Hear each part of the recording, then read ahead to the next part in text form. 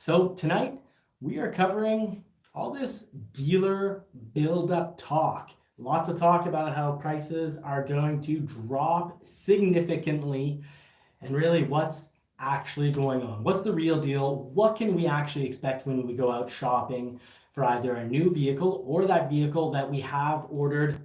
What should our expectations be in regards to how much we can save? What can you do to save a lot when it actually comes to interest rates? We're going to cover all that because here at Johnny's Car Care and Reviews, we are here to help. We want to save you thousands of dollars. And well, that's the goal here. So please, if you don't want to miss out on any important information, because we are going to talk about Ford Maverick and Ford Bronco news tonight. And of course, we're here to answer your questions, but do subscribe and hit that bell notification so you don't miss out on any of that information to help save you thousands of dollars. So let's get right started and put pedal to the metal and actually start with the bad news. And what can we really expect from this? We all know last year that prices went up a lot. And yeah, those prices went up a lot. And how much did they really go up? Well, we've got some notes. Now I watch Ray and Zach, and they've got their website, YAA. So I've gotten some information off their website, really helpful for helping you get the right incentive, the right deal, right interest rate, because they can actually help you get proper, you can qualify rate on and look at different companies for getting your proper financing. We'll get to that in just a minute, but I want to get Marie here involved in the show. She's not just here to look pretty. She's reading your comments and is getting questions ready for at the end of the show. Of course, you can always repeat your questions. So Ridgeview says, nice studio, Johnny's Car Care and Reviews. Love the sign and the video screen. Well, thank you very much, Ridgeview. Ridgeview is one of our moderators. He's always here every week helping us out several times a week, really. And we hope to join him pretty soon down south. So, Marie, vehicles went up a ton last year. You're going to cover that. I've got some notes for you, and then we're going to talk about whether we can expect those prices to dramatically go down, because a lot of the information, you're going to read headlines that says, banks are in big trouble, dealers are in big trouble, and expect huge rebates. Now, right behind us is Cox Automotive, and Cox Automotive, they gather data, and I've been going through data from Manheim, the used wholesale prices at auction. And there's a double story going on here. What's going on in the new isn't the same as what's going on in the used. So I'm gonna, you don't have to wait to the end to hear this punchline. You should expect and you must demand and shop a used vehicle at a rebate compared to prices 3 months ago, and especially compared to prices 6 to 8 months ago. You need to be picking up these vehicles for thousands of dollars less, and a lot of people haven't dropped their prices. Like Carvana, even though they're going bankrupt, they're in a lot of trouble. You'll see the headlines. Carvana on fire. It's not a physical fire. It's more of a bankruptcy type fire. They should be dropping their prices tremendously, but they're not. And companies that don't, they're going to get passed. Used lots that don't drop their prices because they bought high in the past, they're going to get beat out by companies that do drop prices. And they sell several 100,000, if not 1 million vehicles per year. So Carvana and CarMax need to drop their prices now. But then again, they're so big. Smart dealers, smart used lots will drop their prices, take a loss and a hit now. Just like if you've got a used Tesla for sale, you're going to drop that price. Take your hit now. It's going to be a big hit, but it's better than an even bigger hit in 6 months from now when you've paid 6 months worth of interest. So banks, spoiler alert, banks are not in trouble. Banks are laughing tremendously. The longer vehicles stay on lots, the more money they actually make. But on the new vehicle side of things, it's very different. And that you're going to have to wait a little longer to hear more about, because we're getting Marie involved in the show. Vehicles went up from 2022 to now, 2023, January 2023, vehicles have gone up tremendously. So Marie, I'm going to ask your help. Could you help us out and just read the vehicles? And these are generally how much they went up on the average priced model. So an average equipped model is where the biggest, in general, vast majority, about 90% of increases have the biggest increases on those medium equipped models. A lot of companies have tried to keep the prices on the entry level from not going up quite as much. They sell less, but it's a whole different market, and they don't want to, I guess, throw too much fuel. They want to keep prices as low as possible on those. So what does the F-150 price increase look like? Yeah, it's 16.6%. And that is a lot. Mm-hmm. That is a lot. And, we could get upset about this, but some things we just can't change. And this is one of those things that we can't change, but do keep in mind, inflation was what? It depends what part of the world you're in, but inflation was generally, let's say, roughly 8-9%. It's more than inflation. This is the best-selling vehicle. So maybe they can get away with it. We'll find out in 2023, but they're not the worst. Let's talk about the Dodge Ram. Yeah, 20.4%. And that's for which model? 150? Is that? I don't know. In English. 1,500. Sorry. We call it the Ram 1500. You're not a Dodge girl I at don't all. even know that in French. Sorry. So Marie is not a fan of Rams whatsoever, and that's okay with me. That for now that passes by. Ram, I think we've throughout the year we've talked about all Ford's recalls. They're the winner when it comes to recalls with 65 recalls, affecting 8.6 million customers. But they did the recalls. What worries me is Ram didn't have that many recalls. And that does worry me because I feel Rams need recalls. But anyways, used Rams, they always seem on the used lot, they seem to need a bit of money to get them just right. And sometimes they come back too often. So let's talk about Toyota. Yeah, with the RAV4, it's only 3.5%. Not that bad. No, and generally across all the Toyota models, they have worked really hard to keep their price increases very low. So if you're shopping a Toyota right now, I'd say go for it now because that doesn't match inflation and it does not make sense. I'd say Toyota is in line throughout this year to have to increase prices to match the cost of production that has gone up. Now, some have gone down. So you could save thousands. And Tesla is really throwing a bone in the argument I'm going to be making because they have dropped their vehicle prices thousands of dollars. And that's, I don't have the exact numbers, but the Model Y was about 60,000 and now it's running at about 53,000. It's gone down about $17,000. But for a good portion of it, that was about getting the price right so that it can apply for the tax incentive, because the Model Y, Tesla considers it an SUV, and by government rules, they do not. They consider it a vehicle, a car, a sedan, and as such, sedans have to be under $55,000 to get the US tax credit of $7,500. So they don't count as an SUV. So Elon Musk said, heck, we're dropping the price on these. And that's a horror story for anyone that bought a 2022 Tesla. Even if they didn't buy with any markup, their value of their vehicle just dropped. And if you've got a used lot with a Tesla on it, you need to drop your price by at least $10,000 right now. You need to get that out of the yard right away. So M. Peugeot says, Marie, it's the Dodge 1500. Yeah, in French. That's the good one. One I know. Well, when I speak French, if I say 1500, I seem to lose people. They look at me and they're like, what is he talking about? In English, we say 1500, and we like to count how many hundreds something is, or if you're American, how many football field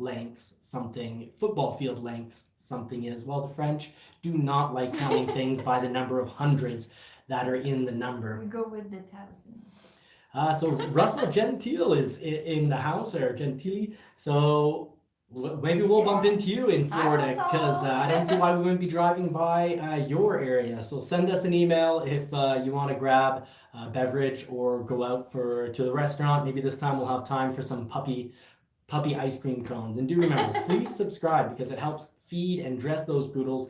And in the Canadian North here, our poodles, they have to wear winter coats and they lose their little paws, their little paw mitts pretty often. So that bugs Marie. She doesn't let me take them outside without the paws. I get in trouble. I say the kids should toughen up.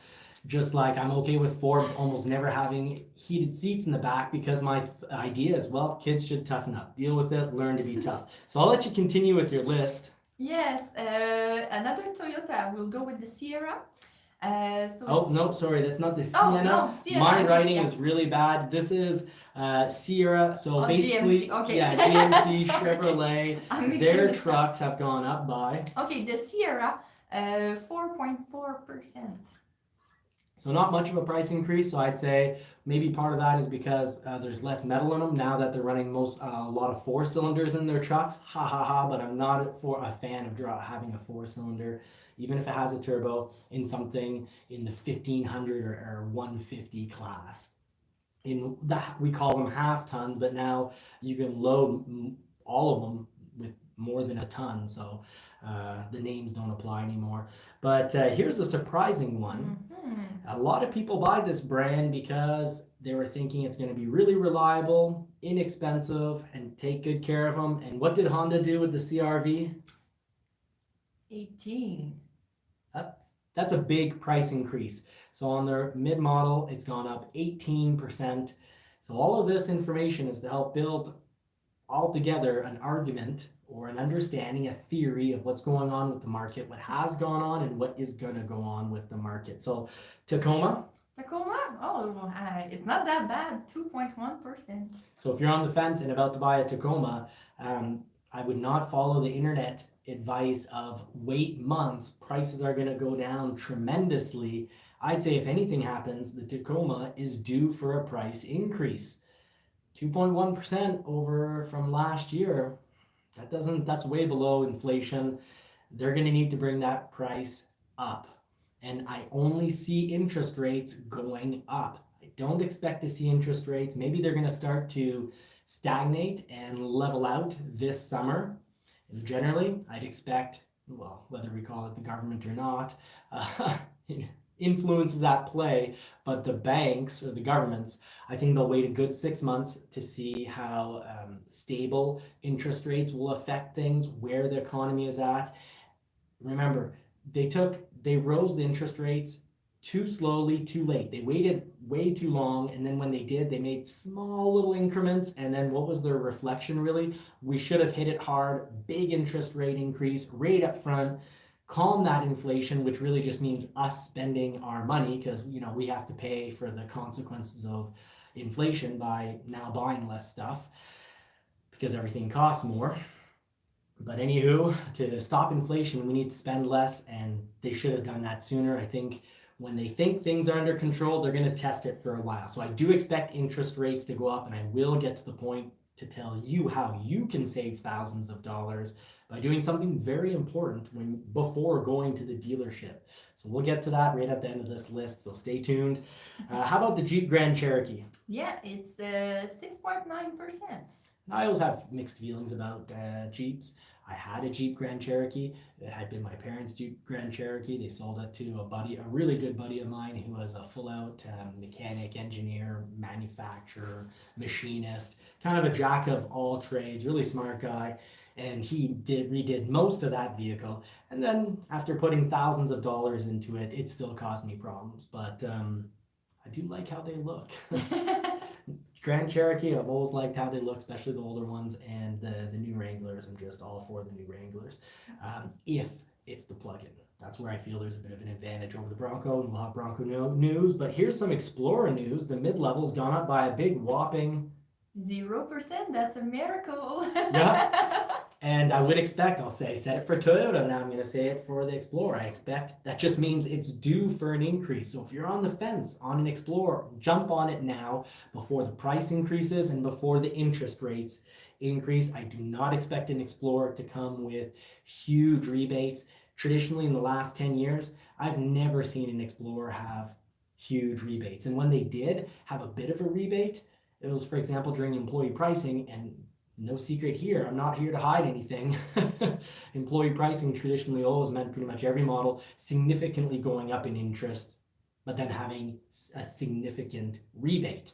And it destroyed the trade value, just like Tesla has ruined anyone who has bought a Tesla in the last 3 years, because now they're selling the new ones for $17,000 less.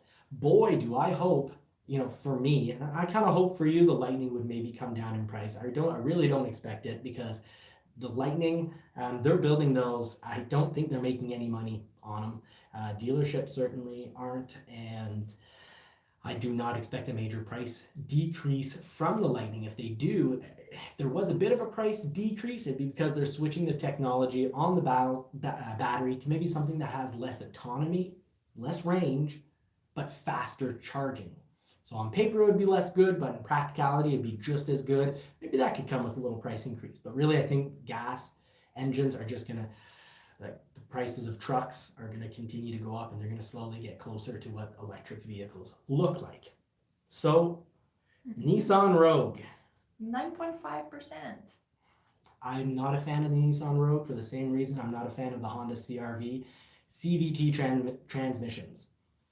And both for the Honda CR-V and for the Rogue, not a wonderful history in regards to the reliability of those transmissions. Now, the rest of the Honda CR-V is pretty top.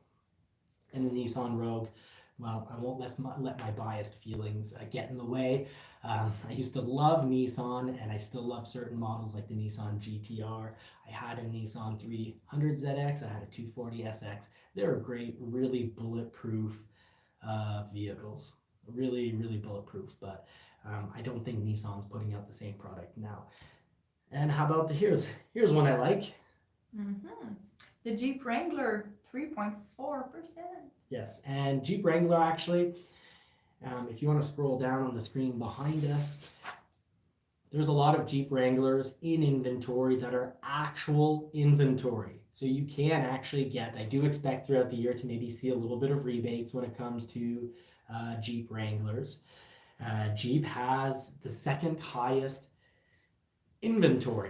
And sorry, my head's blocking it. Over here, Buick, tons of inventory. Now, why is that? Because Buicks aren't all that hot. Would you buy a Buick? Is there any Buick that you really go, oh, look at that Buick go by? No, not for now. Maybe someday, we'll see. But not now. Now, I don't want to get in trouble here, but I'd say calling Buick boring would be a compliment. There's Buick fans out there. Don't dislike me. These are just my opinions. I find Buicks boring.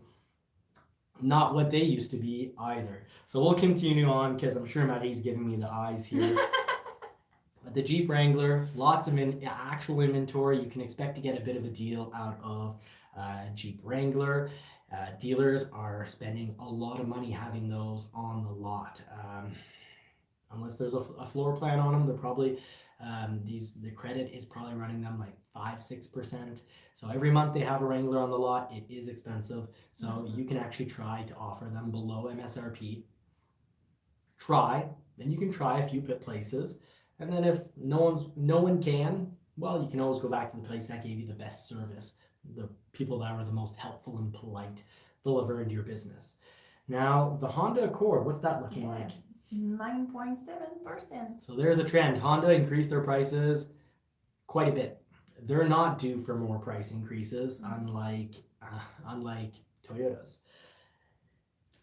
The next one is the Subaru Outback. So it's 5.2%. I have a nice Subaru WRX STI, a 2-door with a Japanese engine in it for extra power. That thing was fast, but I sold it because it made me nervous, because their turbo engines are known ticking time bombs, but super fun. They're rocket ships, you could say, but sometimes rocket ships blow up. So, but super fun. My friend, he blew up twice a Subarus. So he's not driving Subaru anymore. But I've got other friends with Subarus, and anyways, without turbos, they're pretty long lasting. Very long lasting. For the Escape, is it possible it goes down of 3.2%? The mid-model trim has gone down by 3.2%. And Wow. actually the plug-in, you could say there's been a price increase, but not really, because there's no SE. And really for the plug-in model, there's just one model and it's essentially a titanium. So when you look at it that way, you're like, hey, there has been a pricing decrease. If you're, let's say someone that ordered a 2022 titanium and now plug-in, and now they're looking at an Escape plug-in that's not titanium, it's just the one available option model. It's like, oh, there's the price is slightly less. Really cool, really great model to plug-in. We test drove that. I don't remember when. It's been a while, but we were really impressed by the power. I accidentally squealed the tires going through a light. It was completely accidental, but it was totally fun. And we'll finish with the Lightning. Oh, yeah, that's the baddest one. 40%. That's a lot. Yes, it is a lot. In the States, you had a base price of $40,669. Now the base price is $58,514. In Canada, on a Lariat 511, that's the big battery, it went up $12,000. And I really debated, is this a good time to buy a Lightning? And I almost canceled my Lightning. I mentioned in other shows, the Raptor, F-150 Raptor 2019, market adjustment, it's gone down by $10,000. So it's gone down by a good percentage, about 12-13% in 5 months. I bought it 3 months ago, but it was paid more at a 5 month ago price when it was well paid for the time. And anywho, I'm gonna have to sell. Here's the new channel news. I am getting an F-150 Lightning, and Maggie is less certain about this than I am. But I am certain about this, and it's the topic of the show. What's the car market at? What should you do? What should you really expect? I expect interest rates to go up. And I do not expect manufacturers to now somehow say, well, let's say interest rates bring up the average price of a vehicle by, let's say the average monthly payment at Ford is now $1,000 Canadian, so let's say 800 US. I wouldn't be surprised if, interest adds another $100 a month. If you look at the Lightning, right now a Lightning is at 6.99%. And I get locked in my interest rate from September, October, 4.99%. Now that 2%, I didn't write down the exact numbers, but it's significant. It's at least from recollection, it's at least $50 a month. And I feel that if I wait till, let's say, next summer, maybe pick up a canceled order, I feel like I'm not going to be looking at $699. I'm going to be looking at maybe $799 or $899. And really, a lot of manufacturers are really already there. Toyota's prices barely went up, but their interest rates are really high. At least here in Canada, their interest rates are playing around 8 and 9%. So maybe they're not increasing their base, their MSRP, manufacturer's suggested retail price, but they're still getting more money by bringing up that interest rate. So as much as I said Toyota's prices haven't gone up that much, they have because of the interest rate. And I don't see that changing.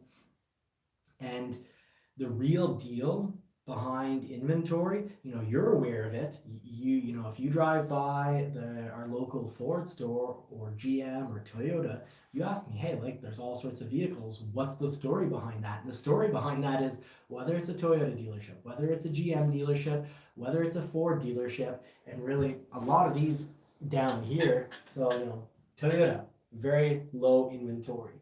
Kia, very low inventory. Land Rover, very low inventory. BMW, Subaru, Honda.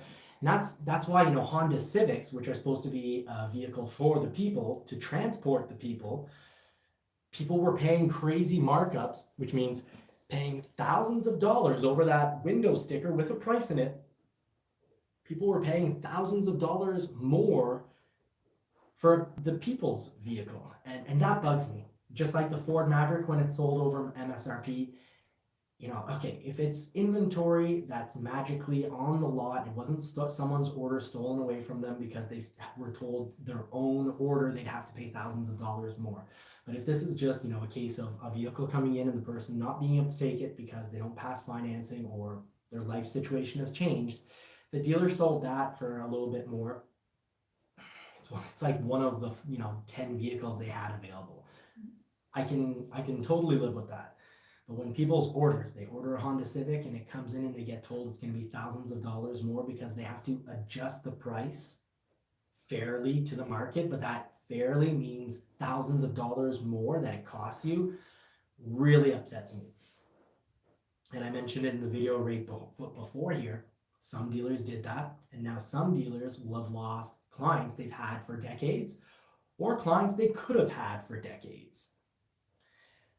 So if your local dealer did that to you and your order came in and they wanted thousands of dollars more for it, look at the stories from the other dealers, because there's no point in changing to another dealer that was even worse, but they weren't worse to you, but they're worse, maybe worse because they're asking more money and more markup. But do consider that. I think smart dealers thought about the future. But here's what you can do to actually save thousands before going to the dealership. You need to shop your interest rate. Shopping your vehicle interest rate is just like shopping your house interest rate. You don't just go to buy a house and say, whatever interest rate, it's done, great, I want to get into my new house. You can feel that way, but you must not behave that way. You have to shop your interest rate because, when we did the mortgage on our house, we could have paid 2-3% more, but we didn't pay 2-3% more because we shopped our rates. And it was pretty simple. We went online, we did a little Google search, what are the best house rates? You can do the same thing for a vehicle. Now, if you know what the best available rate is, you have to kind of know what your credit is. So 2 tricks. You can either follow your credit with certain applications. For whatever reason, can't seem to remember the one that I used to verify every month. But another way is you can go straight to the point and get pre-approved across multiple banks. YAA on their site, they have links that you can, do the work so that you can get multiple offers in, so you can get a competitive rate too. But that will save you thousands of dollars. Now that is absolutely necessary if it's a used vehicle. If it's a new vehicle, go on the build and price website of the manufacturer that interests you and look at the manufacturer's rebate. And if it's lower than what you can get with a bank, well then, don't do the credit inquiry. But the importance of all this is if you don't do this, you might arrive at a dealer that says, hey, you want to shop a car? Come over here. Before shopping, you have to be pre-approved. That pre-approval, it's a ding on your credit, which they'll probably gladly tell you at the end of your shopping. If you're like, well, you don't have anything interesting here, or I'm going to think about it, or I still have more shopping to do, then they might throw it in your face. Hey, if you keep shopping, you're going to continue to do credit checks, and your credit score is going to go down. So by the time you're done shopping, who knows if you'll even be approved. Maybe you'll have ruined your credit or lowered your credit enough to no longer be approved for a vehicle. So don't let them play that game with you. Be protected, save thousands of dollars on interest, and get pre-approved across multiple financial institutions. You can go to the YA website. Or if you just know what your credit score is because you follow it with one of the credit score applications. If you follow it on a monthly basis, even if you check it once a year, if you know what your credit score is and you Google it and you see, okay, the best used car loan right now or new car loan from the banks is, let's say, whatever it may be at the moment, let's say, 899 or 8 or whatever it may be in your country. Find out what it is. If you've got good credit, well, that's what you have access to. You don't have to have excellent credit or great credit, but if you have good credit, you have access to it. So if your credit score is above, well, you're the F&I before. You worked in financial services, so why don't you tell us what good enough credit is to get one of the best rates? That's a good question. On that one, I cannot respond. I'm sorry, because we didn't see the credit score of anybody. Okay. So you just saw the result. Yeah, I just Okay. saw the result, and at the same time, we could just help people to make sure that they declare the right revenue. So, yeah. I'm going to get to the pay cash question real quick. I'm just first going to say if you're in the 500s, yeah, you're going to have to deal with a higher credit rating than, the higher credit interest rate, a higher interest rate than, the best ones available. If you're in the 600s, it's iffy. If you're in the high 600s, like 680, 690, yeah, you probably do have access to the best available rates. If you're in the 700s, expect the best rates. And if you're in the 800s, my hat goes off to you. You are a gentleman when it comes to your spending and paying off credit habits. So what if you're paying cash? Well, that's a good one because I hear it a lot. Well, I'm paying cash, so where's my special deal? Are you going to drop? Should the price be dropped dramatically?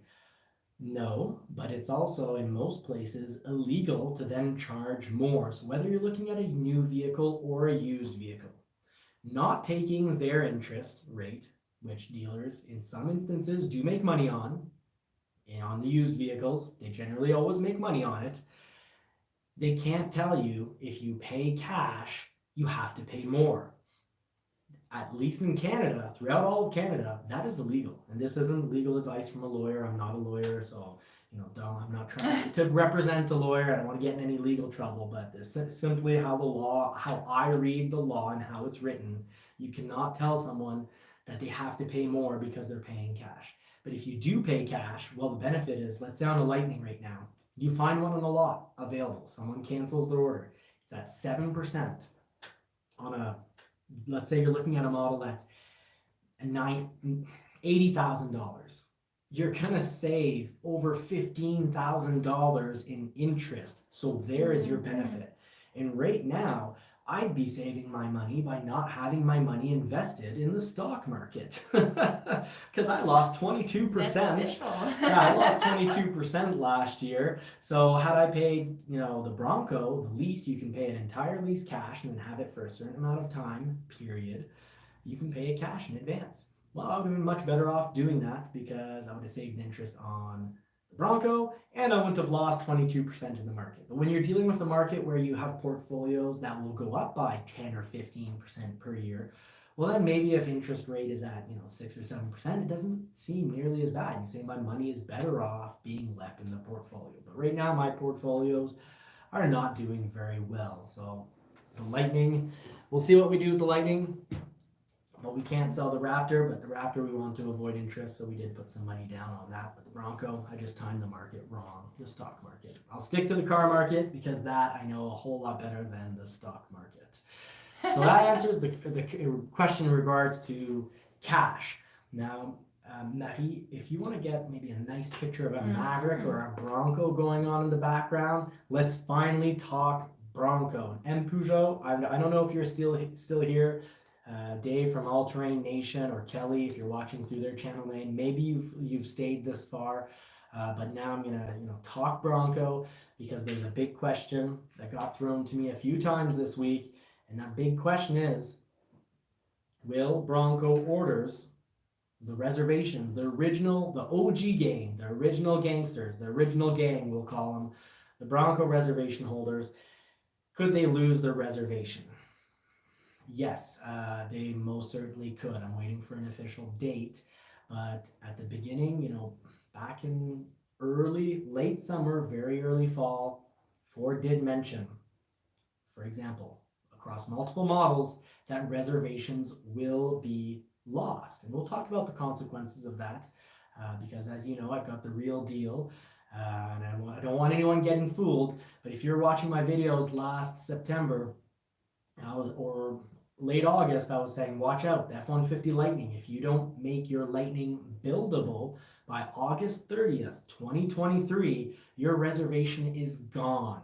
So no longer any advantages in regards to having waited. My advantage for having waited a year and a half for my Lightning is that I get $499 instead of $699. Now, had I been scheduled in 2022 and then not scheduled as a 2022 and not built, but then put on as an early 23 build, Well, I would have had thousands of dollars of rebates, just like Marie's Maverick. She has thousands. I think it's Canadian. Remember, this is Canadian, so I think it's like 2,600 US, but it's about $4,000 Canadian for having a month two reservation. So you're going to save a lot of money on that Maverick. But here's the thing. Bronco, there's also special incentives for people who've waited a long time. And there's going to be special incentives if you change your order, because Ford doesn't want to, rip your ideal Bronco away from you. They're going to offer you money, but if you're still not buildable by a certain time in 2023, date incoming, so stay tuned to the channel, but if you're not buildable by then, you're going to lose your reservation, meaning you're going to lose your advantages and privileges, which just means interest rate. So interest rate reserving from the very beginning, the first available 2023 Bronco interest rate, because right now it's high. I'm not thinking of ordering another Bronco right away because I find the interest rate is just too high. I do want another Bronco because we've been talking about it. Anyways, I'll tell the channel's personal story in a bit, but basically, upcoming. Let's really summarize this. Upcoming, if you don't have your Bronco as a buildable Bronco, you're going to lose your reservation, you're going to lose your interest rate, you'll have to deal with whatever future interest rates are going to be at, and you're going to lose your cash incentive, your rebate. So you need to make it buildable, and making it buildable is almost certainly going to mean not asking for a wild track. But do remember, 2.7 liter Badlands Bronco like we had was a fantastic machine, and we've dealt with both tires, and you know what, the Bronco tires are better. They come with BF Goodrich KO2s. They're better in the sense that they're very durable. They got us through a very cold winter last year just fine, and they didn't wear out when we were on the hot Florida pavement in the middle of winter. So we're able to, with the same set, drive all the way down to Florida, no worries, come all the way back, go from minus 20 all the way to plus 27 degrees, and not have any bad irregular wear on our tires, not have any weird noises come from those tires. They were just fantastic. And folks, who cares if they're 34 inches? This isn't life isn't a contest where you win if you have an extra inch on your vehicle. An extra inch on your vehicle isn't the difference between winning at life and losing at life. Sorry for that little verbal slip. I corrected that too quickly enough that Marie didn't even notice. So maybe some of the guys accidentally caught my little mistake. So make your Bronco buildable, and making your buildable, for the most part, Ford will probably inform everyone that it means not switching to a Sasquatch of another model. However, when dealers were still getting them, because my hat goes off to Ford, right now dealers aren't getting Broncos, they're only focusing on building people's reservations. And we're still in that period. But when dealers were getting the occasional Bronco here and there, even newer orders that weren't reservation holders, Sasquatch packages were coming in. But if they're a wild track, they're taking twice as long as, let's say, a Bronco Badlands Sasquatch. So will a few Sasquatch, Big Bends, Black Diamonds, Outer Banks, Badlands, or base model pull through the system? Yes, a few will. But kind of getting a guaranteed build, and which would be really cool, 2.7 liter Badlands. You loved it. You still so much. That was my favorite. You still regret it. If we were to order one right now, of course, I wouldn't order a wild track, but I want that Haas 3.0 suspension. But I also really like the stabilizer bar disconnect we had on the Badlands. That was cool. I prefer the marine grade vinyl over having to pay extra.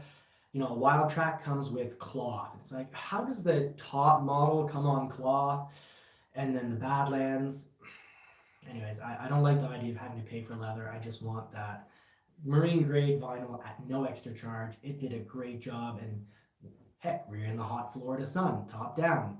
We drove in North Carolina on the beach. We did some off-roading. We weren't, when we were off-roading in our area, going up and down hills, spinning tires and doing wheelies and donuts, I was planted in the seat. I didn't feel like I was going to fly out the door. Essentially, I did not feel like I was driving a Jeep Wrangler. Jeep Wrangler, get your seats under control. They want to throw, if you don't wear a seatbelt and you have your doors off, Jeep Wrangler, you'll throw us out of the vehicle. So there's small reasons why we've never bought a Jeep Wrangler, despite always having that like desire to have a Jeep Wrangler. I think the Bronco is great. It's gonna force the Wrangler to become a better product. It's gonna have to grow up or watch their sales decrease. And then, they'll have more rebates. They'll look at Ram 1500. Ram 1500s right now, they've got a lot of rebates, but they're still not selling as many as they'd like. I'm sure they'd love to be North America's most sold vehicle, but it's just not the case. They're in third place right now when it comes to trucks. And I'd buy a Tacoma before I'd buy a Ram 1500, personal opinion. So does that summarize pretty much where the automobile market is at? I'm trying to say, don't not get a vehicle. Thank you very much, All Terrain Nation. Very feeding the pups. Thank you very much. We'll be careful what we feed them, because otherwise Winston makes jam on the floor. Little puppy jam. So You don't have to say that in front of the camera. it's alive. I didn't think it through. So here's the thing. Right now in the automobile market, if you can get a new vehicle at MSRP, great. That's what you need to work at if it is a popular model. If it's a not so popular model, a Buick, any Buick, expect to get that at a rebate.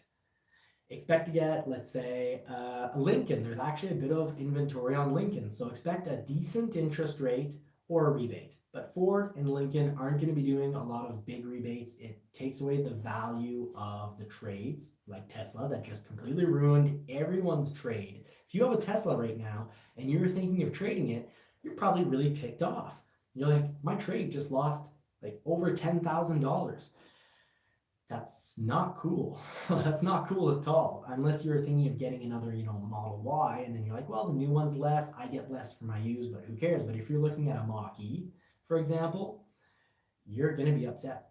And I don't expect Ford to be dropping the prices. I think that when they need to kind of put on a promotion, it's going to come through, it's going to come as a promotion to us by lower interest rates. So even lower than what the banks are offering. So the promotion will be an advantageous, profitable interest rate, an interest rate where you're paying less than that most other brands. Just like 2022 F-150s, how are they making sure that none stuck on the lots? They financed them at 1.49% in December, and now that's January, 1.99%. Because Ford looked at the rap sheet, certainly, this is speculation, but this is how businesses do things. We have next to no F-150s on the lots. Okay, raise the interest rate. People that ordered, they get the old interest rate anyway. So expect that. There's advice to save you thousands. You ordered a Ford, when it comes in, expect to get the lowest interest rate at the beginning of the model year. So right now we're 2023 model year. If you get a vehicle in as a 2023, you get the best 2023 rate. From the first month, Ford was giving rates on those vehicles. If it's an F-150, 2022, we'll expect the 1.49 that was running, last summer. And that's just the way it goes. So, what questions have popped up? Yeah, we just had a question about where we are with my Maverick hybrid. That's an interesting story. Waited a year and a half. Finally in December, got a build date, and it's cool. We didn't get strung along. We found out in this early December that Maddie was supposed to be built around January 13th. The week of January 13th. What's cool is they brought it in and it was declared produced by the 11th. So basically they brought it in early. It was about 5-6 days in the being produced stage. Then it got sent, off-site to do whatever little things to it. I'm thinking you don't have a bed liner anymore. So we couldn't add a bed liner. There's kind of like a promotion. Take the spray and bed liner with the rails and you get the rails for free. But we couldn't add anything because she was scheduled. So Ford's like, no, it's been too tough with the Maverick.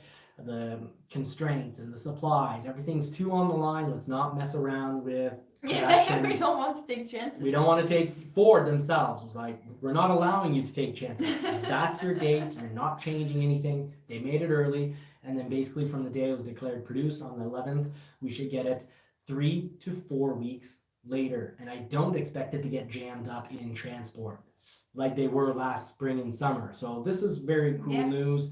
We're gonna love that hybrid. It's gonna be pulling 2 Sea-Doos because I'm taking Mavis Sea-Dooing. So let us know if you want to see Sea-Doo reviews. And by Sea-Doo, that's a brand. I should actually say a water, personalized water machine. Basically a motorcycle for the water. We were basically gonna be, no, we're not gonna be motorcycle people. I'm not getting a gut just to. I'm not getting a gut making a lot of noise in front of restaurants. Actually, who knows what this will do? Who knows what it will turn me into? But that's what's going on for there. Now the Lightning, here's our personal story. I'm selling the Bronco because I got offered a price where running it for 13 months. By the time I sell it, we're taking it down to Florida. We're coming back. The price is already established. It'll cost me $2,000 to run it for 14 months. That is incredible. But prices are coming down on Bronco values as well. So I feel like the Bronco, it was kind of one of those things of I sell it now or keep it for a couple more years. Because right now, 2023, I do expect considerable price increases on used vehicles. I don't expect it on the new. I do expect interest. If interest increases considerably, maybe the MSRP prices won't go up that much. Maybe they'll stay the same, but I don't expect them going down except for brands that actually have a lot of inventory. Right now at Ford, there's not very much inventory. What you see on lots is customer orders. So, you read Manheim saying we're in a situation where prices could dramatically go down because inventories have increased by 65%. Well, that's because all the manufacturers started to actually get their constrained items like panels, chips, plastic. They actually started getting those constrained supplies and microchips all at the same time. The market got better. The market didn't just get better for Ford or Toyota. The market got better in regards to supplies for everyone at the same time. And there's these huge wait lists. So the suppliers, you think Ford with tens of thousands of vehicles sitting on lots waiting for microchips or waiting for, a Ford logo or a little trim panel. Well, when those finally come in huge numbers, they throw them on the vehicle and they dump them off at the lots. Now, people are people. And if you have a business that runs, with X number of employees, if Ford dumps a whole lot of vehicles on the lot, they're not going to magically be able to now work 26 hours in a day. If the business was open in the past for 12 hours a day, they still only have 12 hours to work with, and they can't invent hours. They're not going to increase store hours, and they're also not going to hire twice as much staff.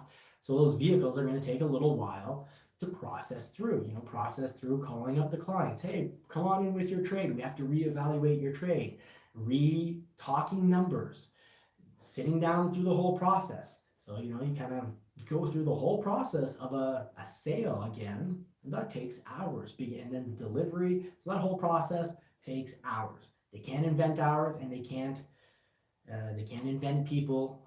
So those vehicles are sitting on lots waiting to be delivered. That is the vast majority of vehicles sitting on lots, unless we're talking about less popular models. There are available Rams on lots. There are available Jeeps on lots, and that's why they have rebates. They've already made rebates because their inventories are high and they're paying ridiculous interest rates on that inventory.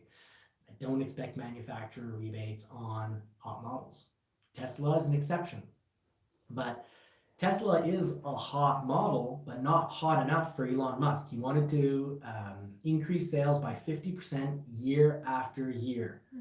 And now there probably are some Teslas sitting around waiting to, be purchased. And with Elon Musk's goal of 50% year over year increase in sales and it not happening, and the Model Y not applying for the tax credit because the government doesn't count it as an SUV. Well, he said, we're dropping the price on that. But that's a rare instance. Tesla seems to be the only one to be able to make an electric vehicle, sell an electric vehicle, and make a profit on it. All three of them. They make it pretty well. There's been ups and downs, but they make a pretty good product. They are then able to sell it, and they actually make money on it. That is not what's going on with the Lightning, and I can tell you when Ford announced in 2022 that the overall average cost of making a Mach-E went up $24,000, they are not making money on the Mach-E either. So those are the big stories. The last big story, I'll talk more about it in depth coming up. So do hit that subscribe button. Do hit the notification because we're going to be talking about how Auto Solutions believes that the 2025, either the 2025 F-150 or announced in 2025, the F-150 Lightning is going to get a whole new design. It's going to be the whole new model year. So after a few short years, we're going to get hit up with a new model. We'll have to see, is that going to dramatically increase the price, keep the price about the same, or lower the price? Well, Auto Solutions is forecasting that it's going to run off the Explorer or Expedition frame, but essentially that would go in line. Jim Farley did say that the next electric truck that they're going to make is going to be its whole new design, whole new, what you could say, platform, its own platform. So I don't know if Auto Solutions and saying that it'll run off the Explorer or Expedition platform we'll have to wait and see. But it wouldn't surprise me if there would be a fast turnover on the Lightning and make a new model, because I do see new battery technologies coming to the Lightning. Even Jim Farley had talked about the Mach-E at some point in 2023 getting a new battery. We're talking about lithium ion phosphate, so a little less range or autonomy, but faster charge times. We'll have to see what happens with F-150, but you're going to want to hit the bell notification so you don't miss out on any of that information, and hitting that subscribe button and catching our videos, well, it does help feed those poodles. Before I wish everyone more cars and more power, special thanks to Dave. We'll all head over to Dave's show. He's starting up at 9 o'clock for his live. 8 o'clock his time, 9 o'clock my time, but we're in different time zones, but we can still stay pretty darn good friends. Look forward to catching up with him real soon off air.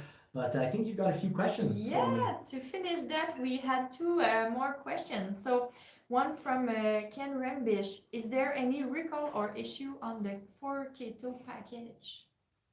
Right now, there were some issues with the 4K tow package. I remember, our friend Tristan, that we did the road test with his Maverick. Made a bit too much noise with his tires in the corners, but we're still friends. I didn't do that deliberately, and he knows that very well. But he had his delayed, and I had suspected that was related to the 4K tow. And now what I have seen is the recall with the back lights. You're plugged in, and there's an issue with the back lights, and it's in regards to safety. And I do indeed believe that does absolutely, that's the 4K. So is it causing any delays? I don't think, I'm not seeing any major delays. We read the comments from people on our channel, our community members sharing with the community, hey, my 4K got scheduled. So we've been reading a lot of, nice XLT luxury package 4K packages getting scheduled. So the 4K does not worry me whatsoever. What does worry me, and I've been mentioning this for quite a while, is that the Wild Track has had a build percentage of, I don't have my exact notes in front of me, but I do remember it's pretty much always been 23% for quite some time, and the demand for Wild Track has always been more than that. Hardtop demand, even though they're producing 65% of builds can be built with hardtop, it's still not enough, because remember, all the two doors, basically all the people that are reservations holding on to their two doors, those are all hard tops, and that's what, about roughly 17%. So just the two doors are taking up are taking a big portion of the hard tops. 65% can be built with hard tops. So I'd still say the solution to getting built take a soft top. We love our soft top. We can take it off in the middle of winter if it's a warmer day. Easy to take off, easy to put back on. We've had one issue with the soft top, and it was just a matter of getting outside and reclosing the doors because the windows were on the outside of the little trim line of the soft top. It's the only issue we've had. Well, sorry, not the only issue we've had. Our backs, little clips broke.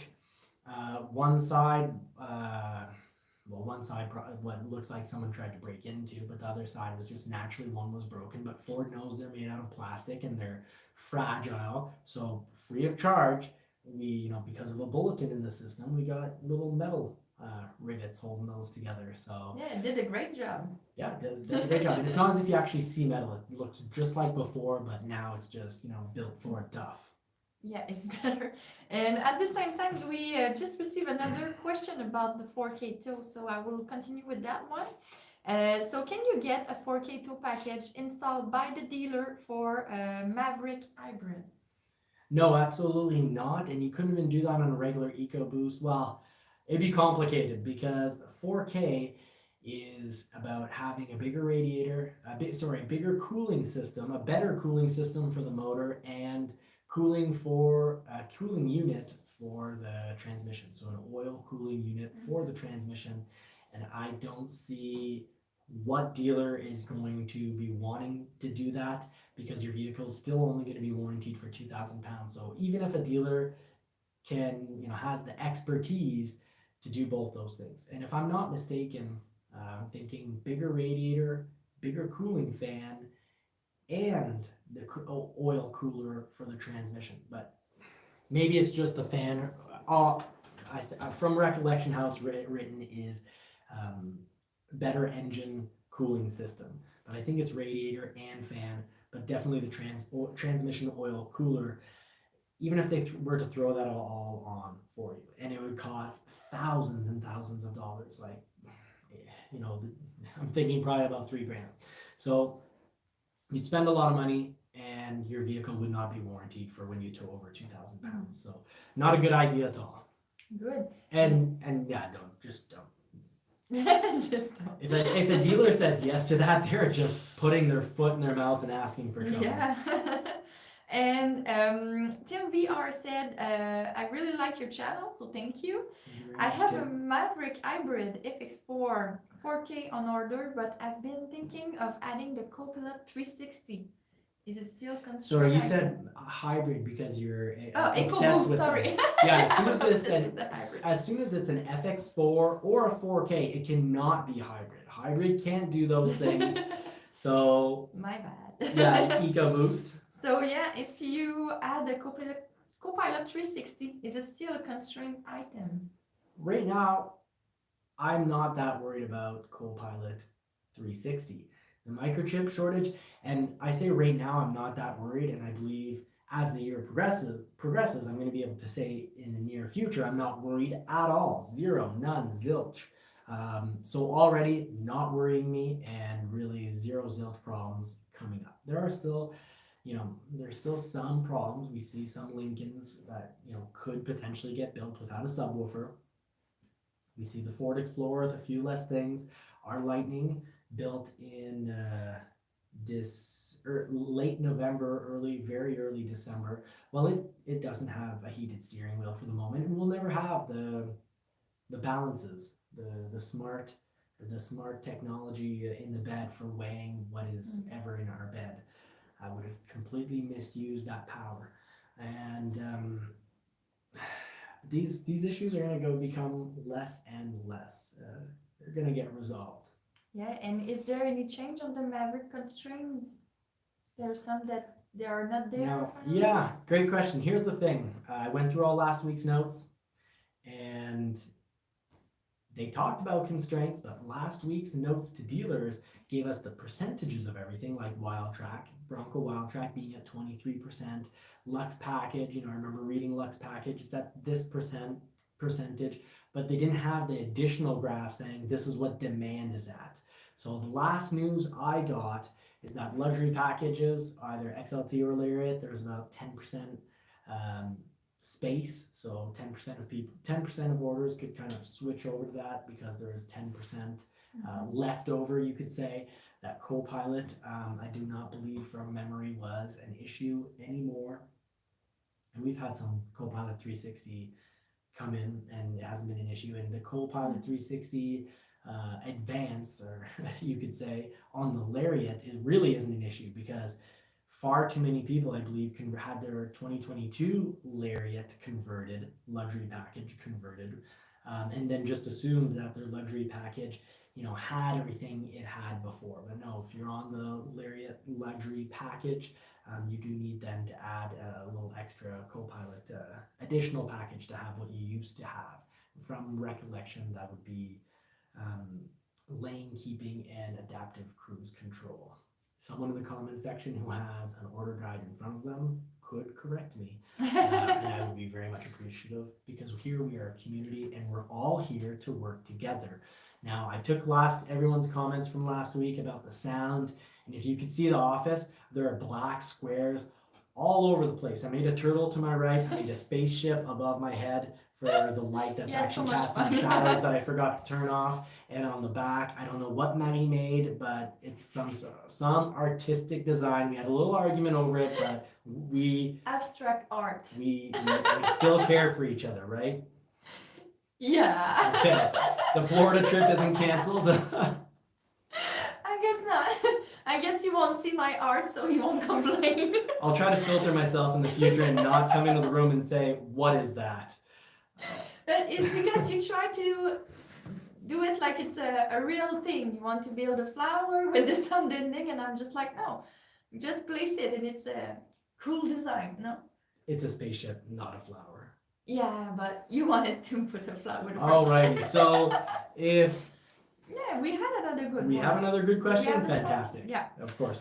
Do you know how many orders was changed from EcoBoost to hybrid from EcoBoost? Sorry, I don't know what that percentage is, and I can't, based on people's comments in our community, I have to assume it's not very many. I had, prior to me actually putting out that, like the official Ford news asking for it, when I was telling people to switch from hybrid to EcoBoost because I suspected the batteries were an issue going back, that hybrid just altogether was an issue. I was talking about that in September 2021. And I was also back last summer talking about, stay away from mud flaps because they're a problem with an F-150. Of course, they're going to be a problem for a Maverick. It just makes sense. Stay away from the bed liners.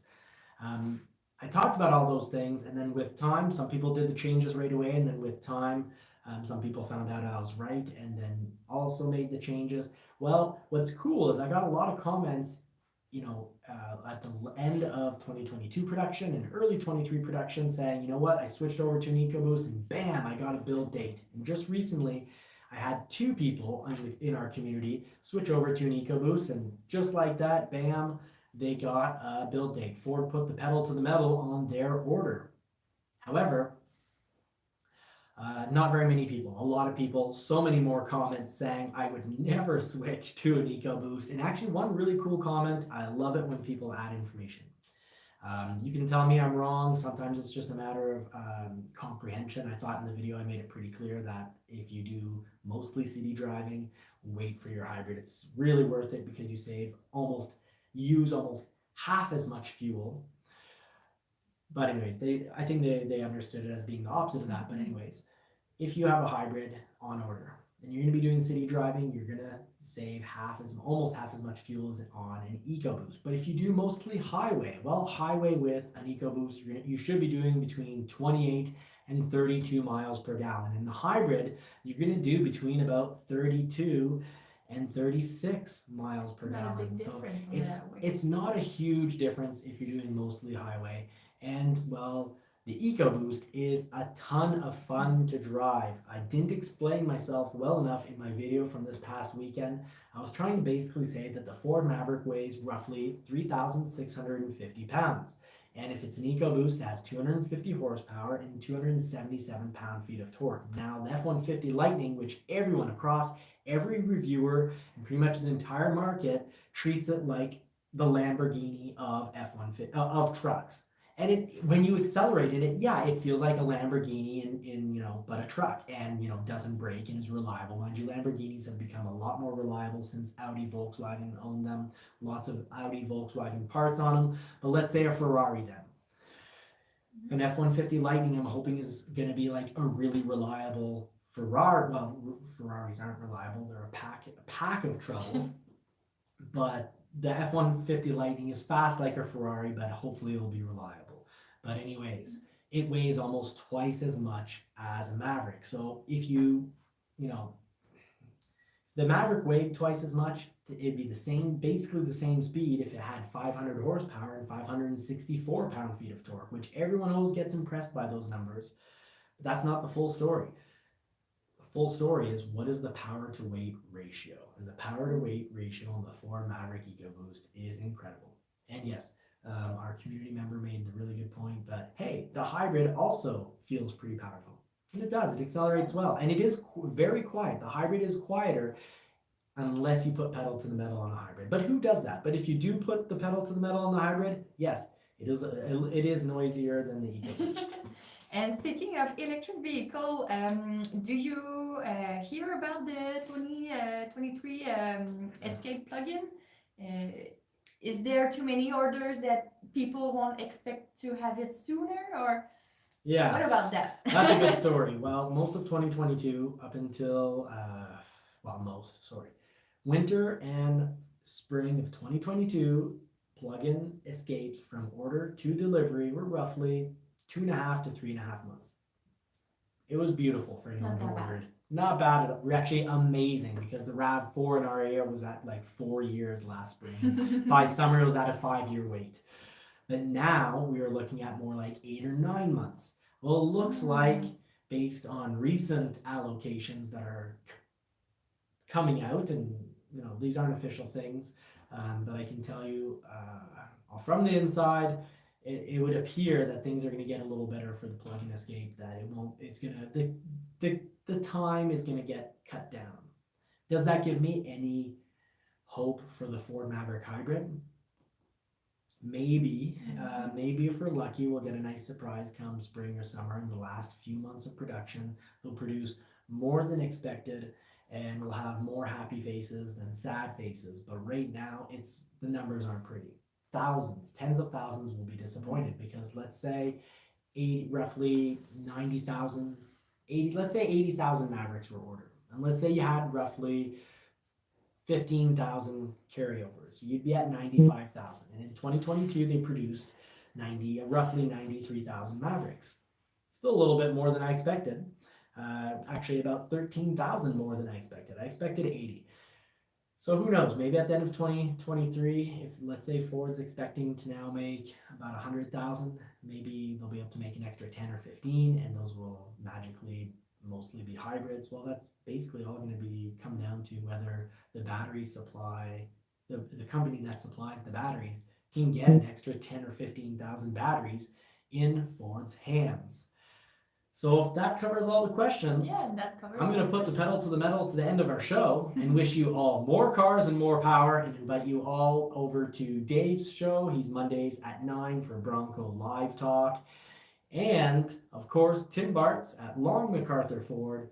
He is on, and don't forget to subscribe to his personal YouTube channel, but Long MacArthur, he runs that show on Tuesdays, and he'll have all this week's scheduling information. Last week, basically, if you had almost any Ford model, check your emails, because Ford was producing on almost every model. I'm really happy about that, because the week before, I predicted that the upcoming builds would be almost every model, because throughout the holidays, it was almost no models that were getting scheduled. So I said they're due to put in a good hard week's worth of work. And I called that to basically be all models. And I think it was all models honestly, except for one. And I think it was the Bronco Sport. And I do expect Ford to make less Bronco Sports in 2023 and more Ford Mavericks, because they did that with success on the Ford Ranger and Ford Bronco line. So that concludes all our Ford news, all our automotive general news, to try and help to save you thousands. So thank you so much, everyone, for sticking through with us please, before heading out, hit that like button so more people can get this information to them. Thanks for sticking with us. Yeah. Look forward to seeing you again next Monday. We'll be in Florida, so we'll maybe not do live and just have more on the road videos. Let us know what you'd like to see from our 60 hours of driving in the Ford Bronco. We're taking the Outer Banks Bronco, not the Lightning. So take care, everyone. See you real soon.